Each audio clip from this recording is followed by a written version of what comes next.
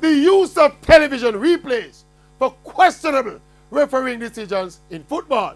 That experiment is ongoing right now in the FIFA Confederations Cup, where already a couple of goals have been disallowed after consultations with the television replay crew.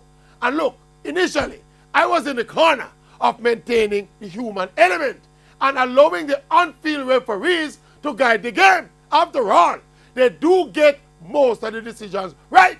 But when you really think about it, television replays are about getting even more decisions right.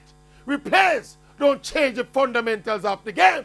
There might be some additional stoppages and delays, but in the wider scheme of things, a few seconds or even a few minutes delay is a small price to pay for getting blatantly bad or crooked refereeing decisions right, especially in a context where one bad call can cost a club or a country hundreds of millions of dollars.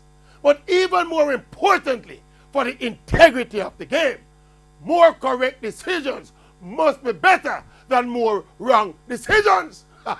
One concern, though, is that the television audience should be able to see all the replays that the assistant referees are watching at the time when the final decision is being made. That lends to greater transparency.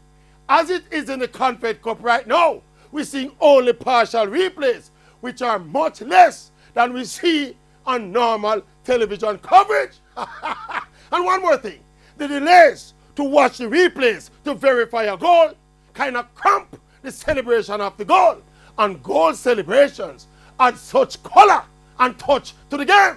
When all is said and done, though, the Mavericks say, thumbs up for television replays in football. Thumbs up for television replays in football. Thumbs up for television replays in football.